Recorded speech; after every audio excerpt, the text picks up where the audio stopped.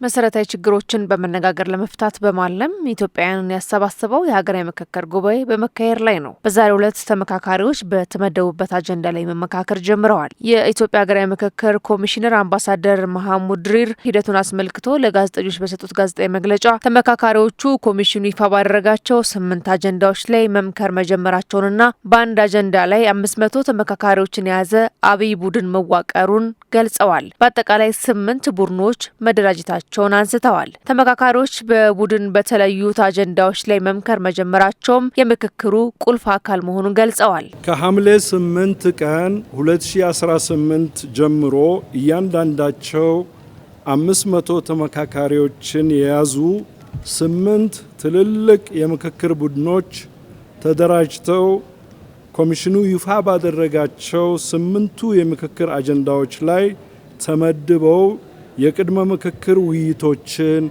ትውውቆችን ብሎም በምክክሩ የአሰራር ስርዓቶች ላይ ግንዛቤ ወስደዋል።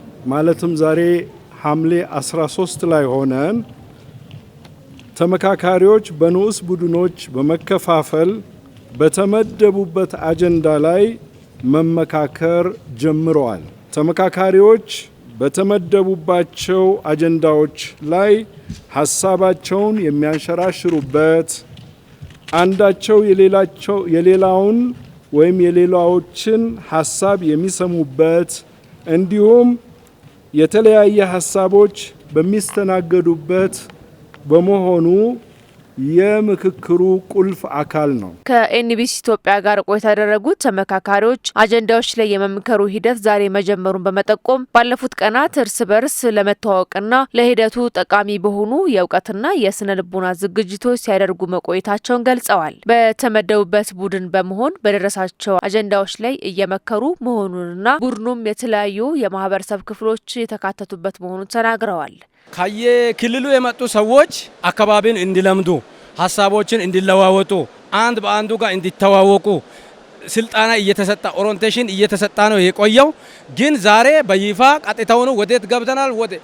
በተመረጡ በ8ቱ አጀንዳዎች ላይ ለኔ የደረሰኝ ለምሳሌ መልካም አስተዳደርና የሙስና የሚል ነው። እኔ የፈለቀው ከአንድ ማህበረሰብ ከዳንጣ ማህበረሰብ የተወለድኩ ቢሆንም አሁን እየተሰማኝ ያለው ኢትዮጵያዊነት ነው። ጸሐፊና ሰብሳቢ መርጦ እንደዛ ውይይት ጀምረናል ማለት ነው።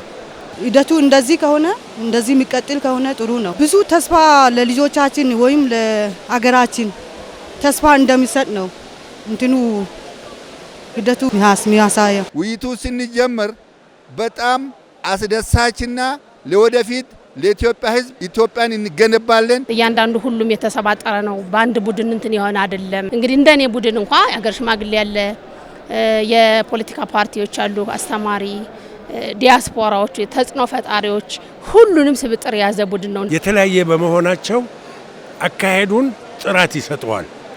ሁሉም የየራሱን ሀሳብ በሚያቀርብበት ጊዜ የኔ ይሻላል በሚል አይደለም። ኢትዮጵያችን ይሄንን ብናረግላት ብናስብላት ይጠቅማል ወይ? አንዱ ትክክል አይደለም የኔ ይሻላል በሚል በመቆጣት በማዘን የምናልፍበት አይነት አይደለም። በምክክር ሂደቱ የተሳተፉት ተመካካሪዎች በዛሬው ውሏቸው ሀሳባቸውን የሚያንሸራሽሩበት ምዕራፍ ላይ መድረሳቸው ትልቅ አቅም እንደፈጠረላቸው አንስተዋል። ሂደቱም የመነጋገር ባህልን ለማዳበር ከፍተኛ አቅም እንደሚፈጥር ተናግረዋል። እያንዳንዱ ኢትዮጵያዊ ልክ ኢትዮጵያኖች ከአሁን በፊት የሚታወቁበት በጦርነት ዘምቶ እንደ አድዋ ድል አድርጎ ሀገራቸውን ማስከበር ነው። ዛሬ ደግሞ በውይይት በጠረጴዛ ዙሪያ ሀሳቦችን ወደ ጠረጴዛ ዙሪያ አምጥቶ ተወያይተንበት በግልጽ ሀገር የምናጸናበት ስለሆነ በጣም ደስ ይላል። የተኛውም በአገሪቱ ክፍል ላይ ያለው ችግሩን በጠረጴዛ ዙሪያ ላይ አምጥተን መፍታት የምንችልበትን እድል የፈጠራበት ውይይት ስለሆነ የ4 ዓመት የተደከመበት ልፋቱ በከንቱ አልዋለም። የ4 ዓመቱ ጉዞ በስኬት ሊጠናቀቅ ጫፍ ላይ መድረሱ ይታየኛል። የሚጣል ሀሳብ የለም። ተመካክረን ሀሳባችንን አጠጋግተን ልዩነታችንን አጥብበን አንድ አድርገን ተስማምተን ከዚህ እንወጣለን የሚል እምነትም አለኝ። እንዲህ ከቀጠለ ማለት ነው አገር በብዙ ምክንያቶች ወይም በብዙ ስራዎች እንደሚነሳ አውቃለሁ። ተስፋ አለኝ። ስለዚህ በጣም ደስ ይሉኛል።